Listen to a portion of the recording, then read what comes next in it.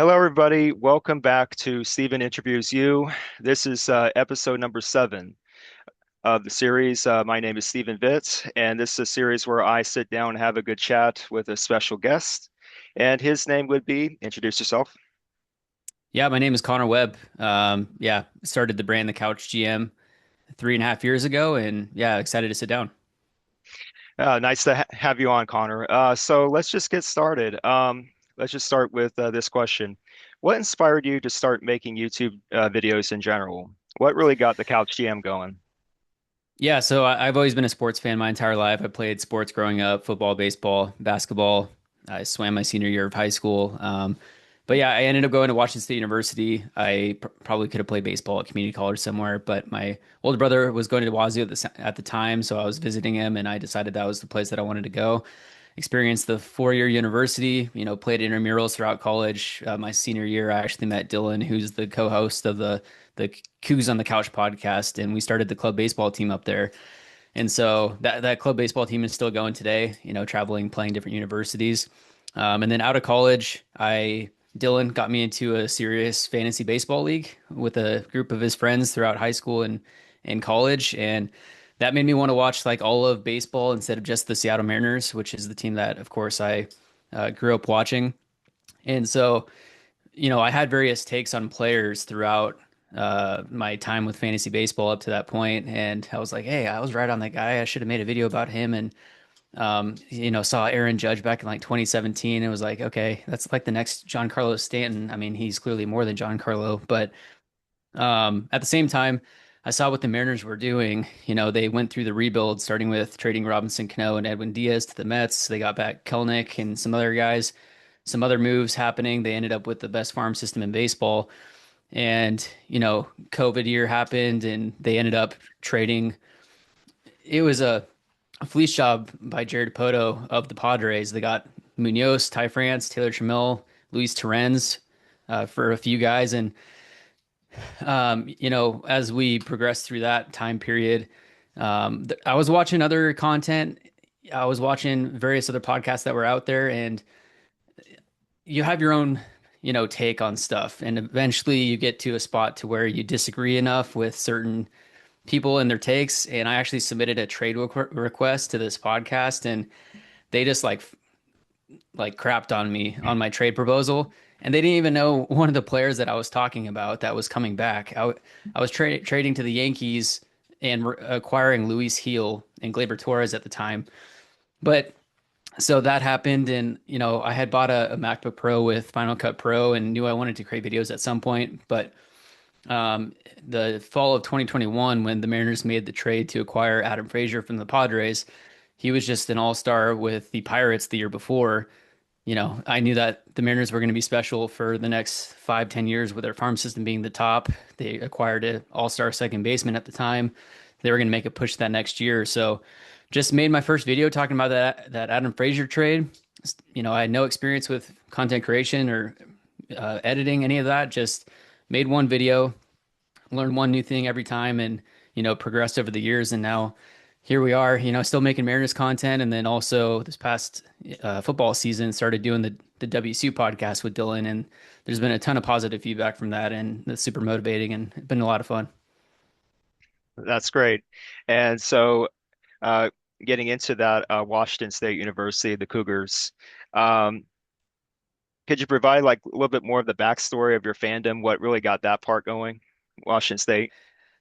Yeah. So to be honest, I mean, I didn't become a Washington State fan until I started going there, really. So about 2012 is when I started going to Washington State. And when I first got there, Mike Leach had just become head coach. And actually, so a bit of a backstory. My dad went to UW. My father-in-law now went to UW. And so it was always I grew up, the WC fan base might hate me for this, but I grew up somewhat of a Husky fan. During the Reggie Bush days in USC, I was a fan of them. But then, the Jake Locker days at UW, I was a fan of the Huskies because obviously my dad was a Husky fan. And then when I started to go to WSU, that's when I really started to obviously become a Coug.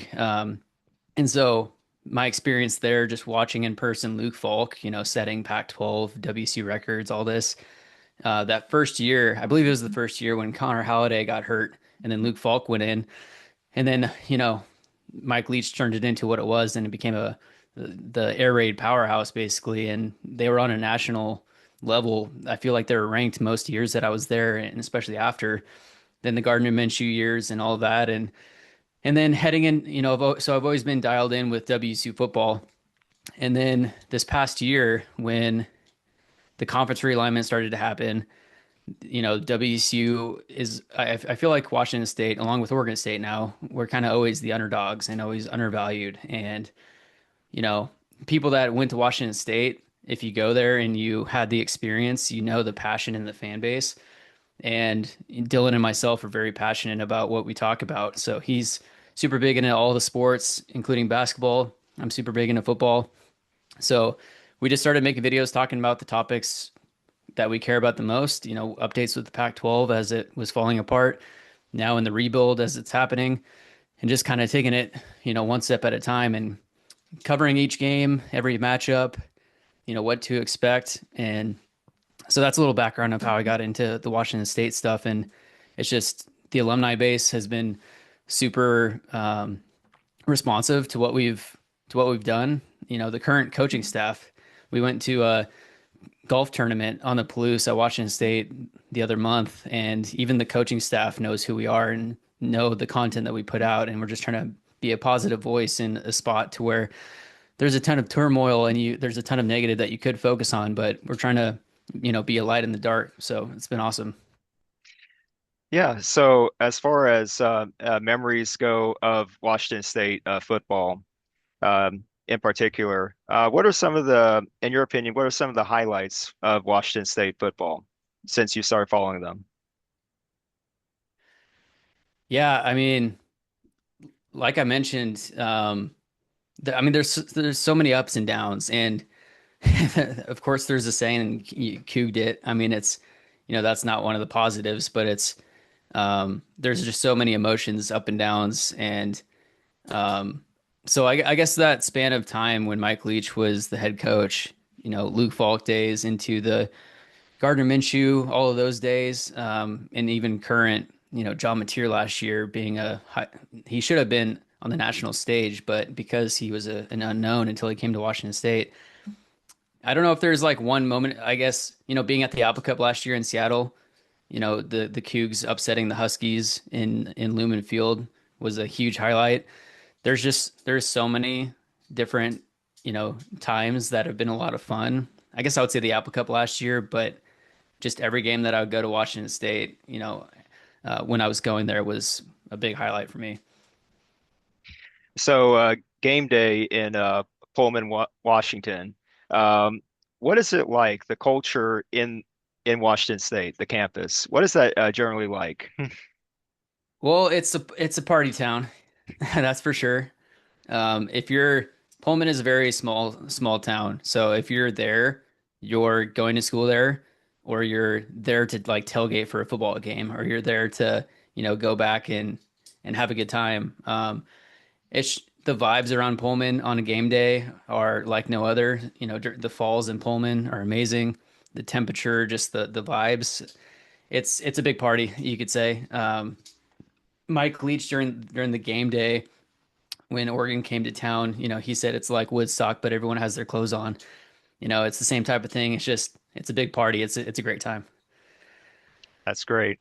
I've heard a lot of good stories about Washington State the football on game day, so it's very interesting. So in recent years, both Washington State and Oregon State combined, they've been going through issues related to conference realignment with the Pac-12 as it was constructed before. What are your thoughts on that, on Oregon State and Washington State, what they're going through with the old Pac-12, that legal battles and all that? Could you take Yeah, I mean, viewers through that? Yeah, yeah, it's very unfortunate what has happened because the history of the Pac-12, the Pac-8, the Pac-10, the Pac-12, it's the Conference of Champions as they call themselves. I mean, just those all of those schools it was a great time and great competition and every year. And like I mentioned, when I was going there and the years after, Washington State was consistently ranked. Oregon State has been ranked. Like these are solid universities that deserve the respect of a national spotlight.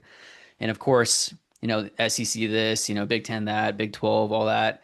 And the Pac-12 has had one of the better conferences for a good amount of time, and they're right up there with the top of them. And so to see these schools jump, I believe it started with Oregon and USC, UCLA, UW, they all, ended up going to the Big Ten. It's just unfortunate to see what's happened since then. But then the fact that Washington State and Oregon State have teamed up to keep a hold of the conference, and instead of letting it dissolve like all of the other universities expected to happen, they've been able to stay strong and fight the battles in court, win the battles in court. Now they have complete control over the assets where the departing universities just figured that we would just give up and just go away and that everything that they would get their money and assets would be dispersed. But Washington State and Oregon State banded together. They were able to win some battles, and now they're rebuilding. Of course, the new Pac-12 is not going to be what it was in the past, and that's unfortunate. But at the same time, it's all you can do is look forward, and let's hope that we can keep bringing in more universities to keep building it out. There's going to be a new media deal coming soon, and hopefully we can show that we should still be on a national stage. So, um, another follow-up question to that would be Oregon State and Washington State. They obviously joined forces.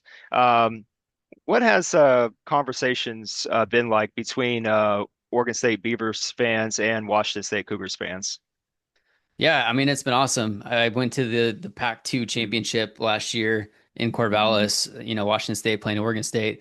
Now this next year they're going to have a home and home, so Washington State will play at Oregon State and then Oregon State will head to Pullman.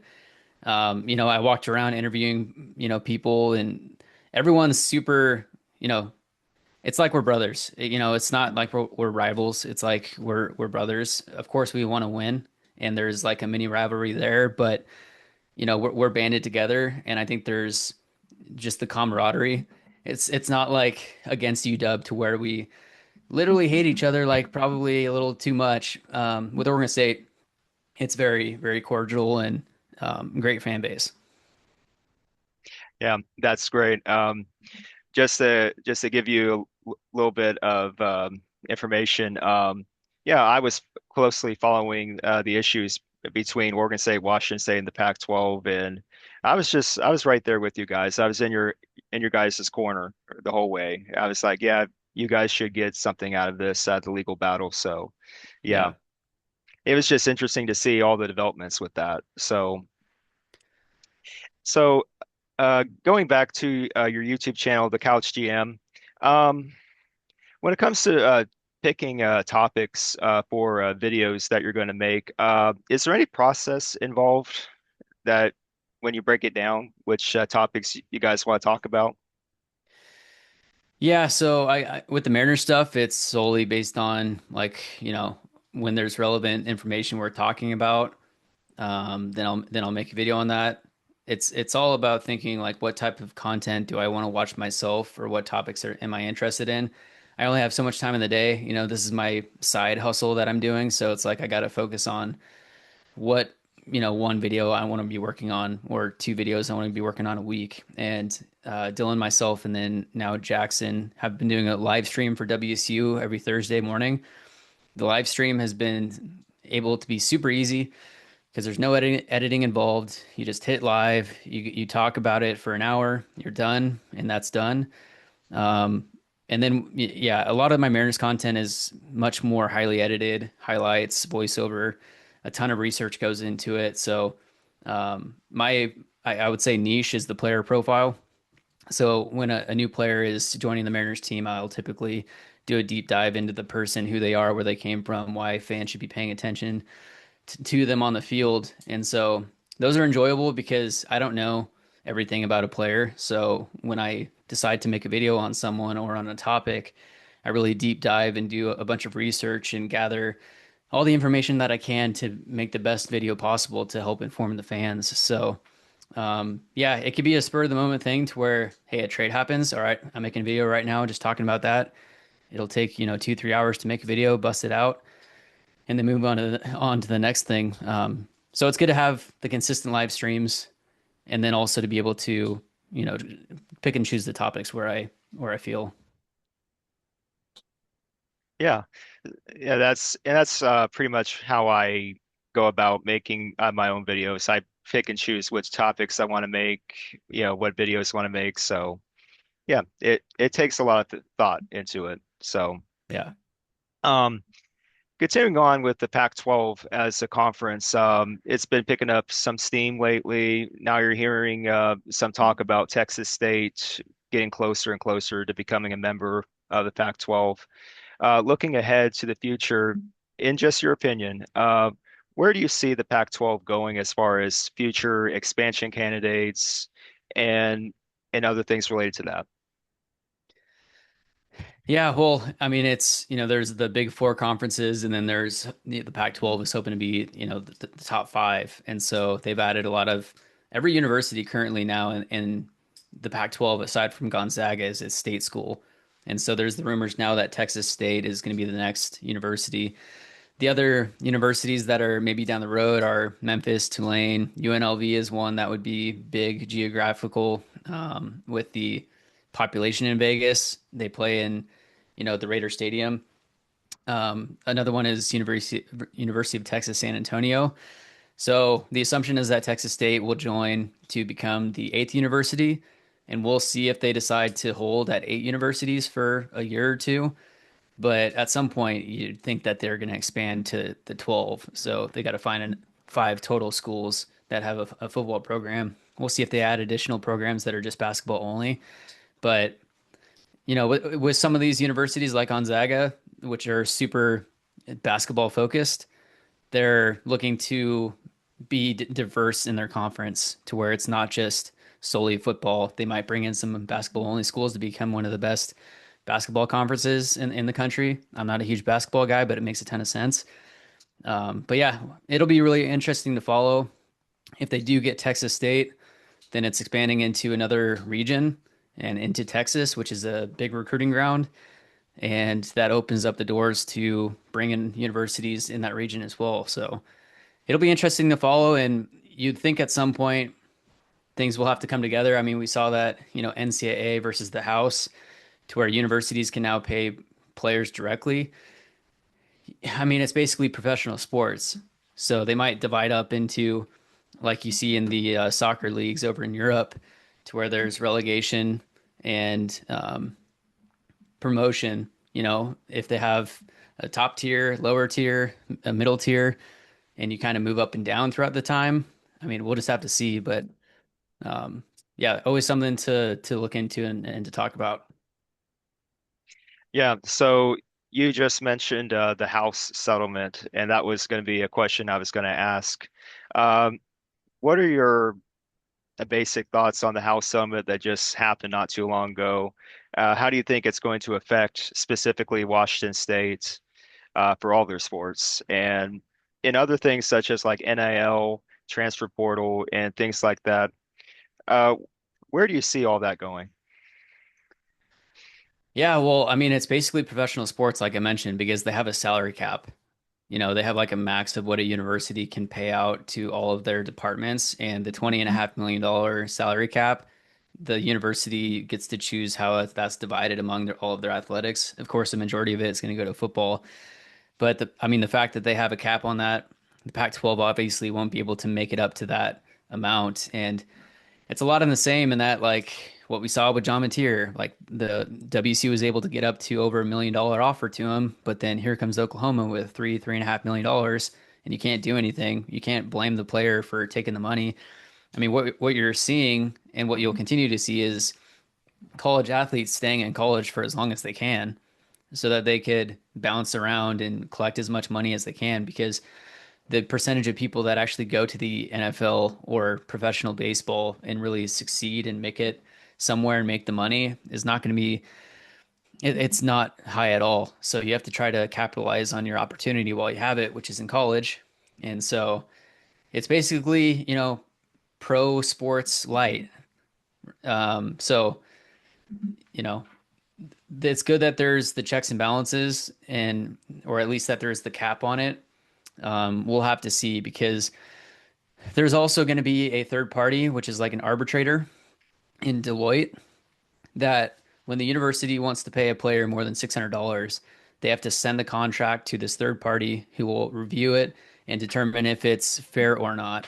And so that'll be really interesting to see how that goes because the second that a school tries to pay a player and then they determine that it's not enough or too much and then they decide end up having to transfer elsewhere because of that, I just see the possibility for corruption to where Deloitte or whoever can be biased towards other universities and block people from going to a university. That would be wild. Yeah, as far as Deloitte goes, I find myself having questions about Deloitte, that whole process, to be honest with you. But we'll have to see what happens with that. So, Yeah. so when it comes to Washington State, you mentioned earlier on Mike Leach, former head coach Mike Leach. How much of an impact has he had on Washington State athletics in general? Well, yeah, he completely turned the university around and put Washington State on the national stage. I mean, before that, it was the Paul Wolf days. I wasn't a fan during that time, but they went 1-11. Like they had some of the worst years in Washington State's history.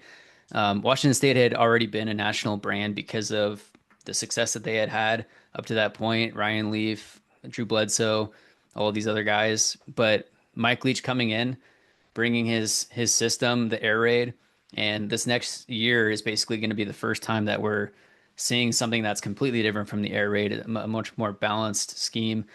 But Mike Leach had a lasting impact on Washington State, and the fact that because we're on the national stage, that might mean that more students are enrolling at Washington State, that more people are wanting to go play other sports there, not just football, because they want to be a part of something that was so fun and special at the time. Yeah. It was just, the innovation involved with Mike Leach and his game plans when you saw the games being played out. It was just something to watch, something Yeah, amazing to watch. what's your opinion on like an outsider of Washington State's brand and Mike Leach coming in and what's your view on that? Oh, I definitely believe that was something that Washington State needed at the time because, as you mentioned, Washington State had pretty rough years before Mike Leach came onto the scene. So whenever you have a coach like that can bring like new life into a program, you got to do it. That's Yeah. that's what I believe. So also about YouTube, the Couch GM. Uh, have you guys had opportunities to collaborate with other YouTube channels over your time on YouTube? Yeah, I was like the second Mariners YouTube channel that was specific on the Mariners. I was making Mariners only content for a year, 2 years before I started branching out and doing other sports, and then now Washington State. But since that time, there's like over 10 different Mariners YouTube channels, and the Mariners content creator community is really cool. Like everyone's really willing to collaborate, and I know like a bunch of guys do live streams on Friday nights, all together. For me, it's a matter of like just managing my time and like whenever I can, try to collaborate with someone, I will. Um, but yeah, for me, it's yeah, been able to collaborate with various creators and meet a lot of cool people. Yeah. And so whenever I have a chance to collaborate with other YouTube channels such as yours, the Couch GM, it's a great opportunity for me. I get a different perspective on what's going on with college sports and sports in general. Yeah. Um, so what in general, what advice would you give to other people who are just starting out on YouTube? They're just starting their own YouTube channels on no matter what the topic is. What advice would you give new people just getting into YouTube? Yeah, just get started. Start with one video. It doesn't have to be perfect. You'll never be perfect. Just get started. You might have imposter syndrome when you're starting out or, in general, but you just gotta know, you have an opinion on something. And even if you talk about the exact same thing as someone else, because you're a different person sharing your own opinion on something, someone might prefer to watch you or listen to you over someone else. So it's like, just because someone else is making content in the same lane doesn't mean that you shouldn't make content about it. You could create the same, you guys could collaborate, or you could just, share your own topics and opinion and create your own lane. So just get started, learn one new thing every video, as I mentioned, and see where you're at a year from now because the compound effect is real and it's all about consistency and time in the game. So if you could stay consistent for a longer period of time, you're going to be more successful than other people just because you've been doing it for longer and because you've put out more content and you have had that learning curve. So just learn one new thing every time, keep getting better. Don't be afraid of public opinion. You're putting out content for people to judge. So if someone's hating on you, that just helps your algorithm, right? It's like you can't worry about what other people think for better or worse. It's like you just have to do you, stay within your lane, and just stay consistent. Yeah, that's great advice. Um, so just going back to Washington State football and basically college football in general, what are your thoughts on the college football playoff, the structure of it, like the format, the tournament format, and what's being rumored to be tossed out there, like 4-4, 2-2, 1-3, or 5-11? Uh, where do you see the college football playoff going as far as that goes? Yeah, I think it'd be cool to have more universities in like a larger playoff, but then you have a shortened regular season because I mean you can't just keep adding on more and more games. People are already exhausted at the end of a season. Um, but yeah, I'm curious to see like with the Pac-12 how they're going to be viewed. How because like all of the big four conferences get an auto in, so it'll be curious to see how they do it moving forward. I mean, does everyone want to watch Ohio State, Michigan every year or something? It's like, let's get more teams involved because there would be upsets and there could be a lot of exciting football to watch. Um, yeah, it's just such a big thing now. It's insane. Only time will tell. So, also about the college football playoff, in particular, the group of six conferences. Uh, do you believe that they should still have access to the college football playoff? Yeah, I think anyone should have an outside shot. Like if someone goes 12-0, of course you have to compare strength of schedule. Like a Georgia would probably have to lose 2 games or something, whereas someone else goes undefeated. It's like they still have to put together a great season. They have to be really beating up on their opponents to still have a shot in.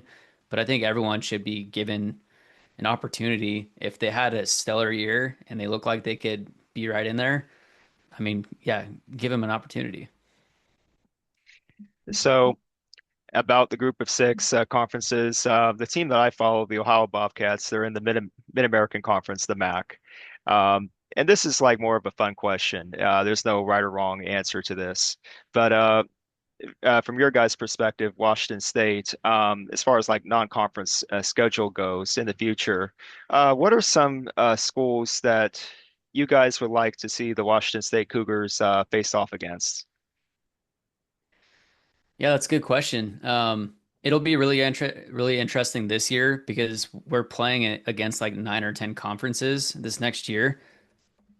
Let me just look it up real quick. I'll go through it because like basically we're playing almost an independent schedule because the following year is when we need to have the 8 school to actually have a conference or to have the Pac-12 moving forward, and then there will be a lot of interconference play. But for example, like we're versus Idaho versus San Diego State at North Texas versus Washington at Colorado State at Ole Miss at Virginia versus Toledo at Oregon State versus Louisiana Tech at James Madison versus Oregon State.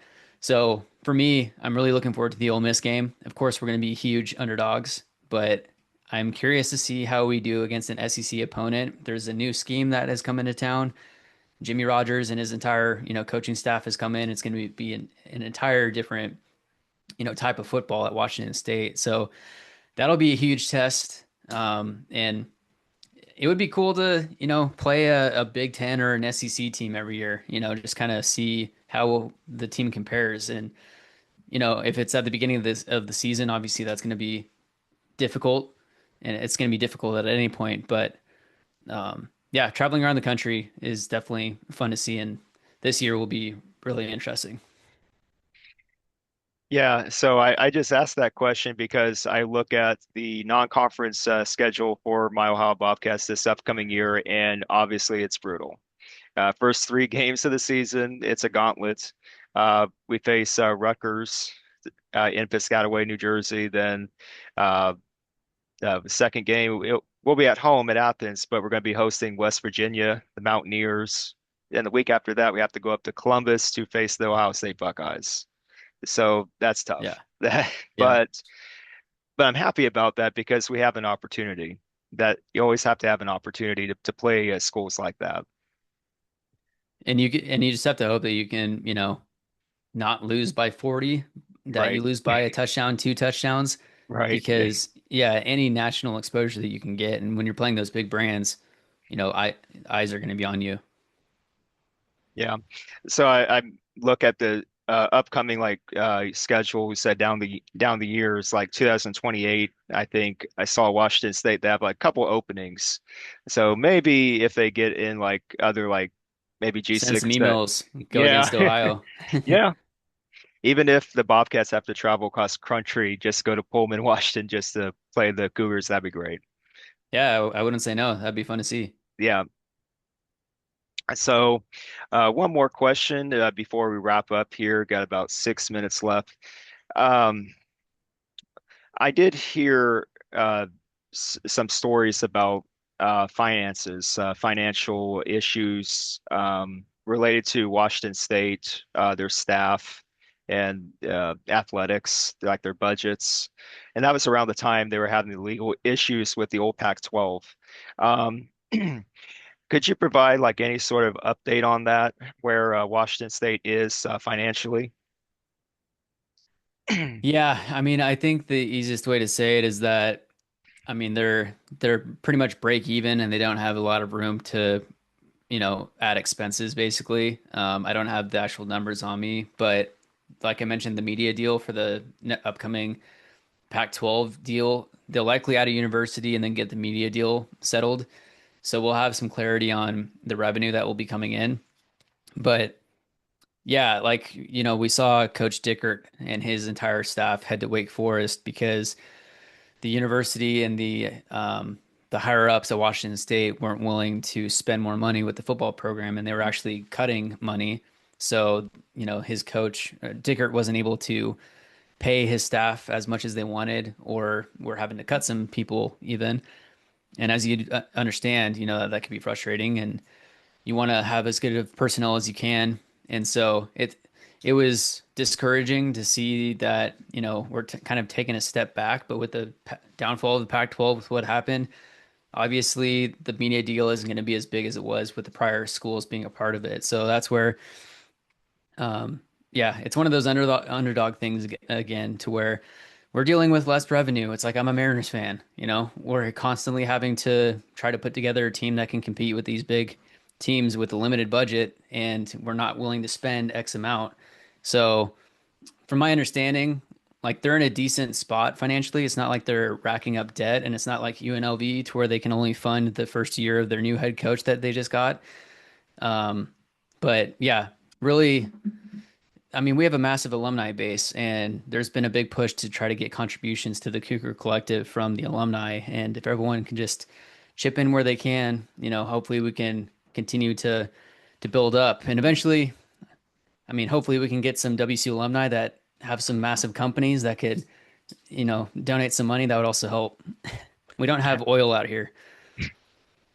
Yeah. Yeah, that's great. And yeah, in closing, yeah, the Washington State Cougars, I find myself rooting for schools like you guys. Of course, I always root for the Ohio Bobcats, but other teams that may be on for me to watch, Washington State happens to pop up on the top of the list for me. Yeah. So it's always good to I'll have to be on the see them. lookout for Ohio. Yeah, it's always good for me to see Washington State and schools like that having success on the field. So Yeah. go Cougs, go Beavs, and yeah. So guys, I will provide a link in the description box below. The Couch GM, a link to their channel.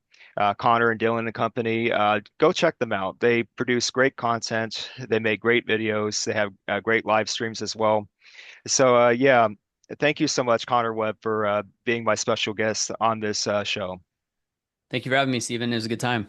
Yeah, thank you guys for watching. Steven Interviews You, episode 7, and we'll be back with more content very soon. Take care, guys. Go Cats.